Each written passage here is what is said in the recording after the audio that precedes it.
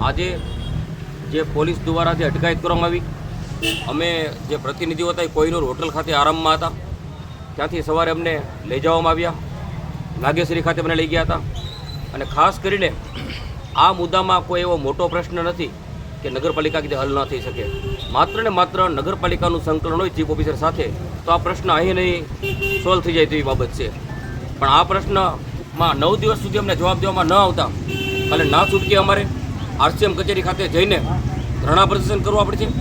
અને જે આવેદનપત્ર આપ્યું ને જે કંઈ અમારી માંગ છે તેની માટે અમે ત્યાં પણ ધરણા કરશું. ખાસ કરીને જે અમારા રોજમદાર કામદારો છે તેને કાયમી કરવામાં નથી આવે, એની ઉંમર પૂરી થવા આવી છે વયમર્યાદાના કારણે, તો આવા લોકોને ઝડપથી કાયમીનો લાભ આપવામાં આવે. અને તેમજ 120 કર્મચારી અમારા છે તેના 15 દિવસના વારા છે, તો એ વારા સિસ્ટમ ક્યાંય પણ જગ્યાએ છે નહીં, તો વારા સિસ્ટમ તાત્કાલિક બંધ કરવામાં આવે. આવી દરેક બાબતને લઈને અત્યારે અમે 9 દિવસથી આંદોલન કરી રહ્યા છીએ, પણ નગરપાલિકાના ચીફ ઓફિસર કે પ્રમુખ આ બાબતે યોગ્ય નિર્ણય કરવા માંગતા નથી. માત્ર ને માત્ર જ્યારે વાત આવે સંકલનની ત્યારે ધારાસભ્યને આગળ કરી દેતા હોય છે.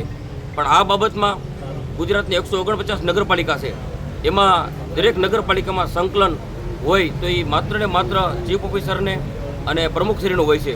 પણ આમાં ધારાસભ્યને આગળ કરીને આ મુદ્દો હલ કરવા નથી માંગતા તેવી નીતિ આ લોકોની દેખાઈ રહી છે. આગામીકાલે ભાવનગર ખાતે RCMમાં જઈને અમે રજૂઆત કરીશું. રજૂઆતના પગલે અમારા પ્રશ્નો હલ નહીં થાય તો ત્યાં પણ ધરણા પ્રદર્શન કરવાની જરૂર પડશે.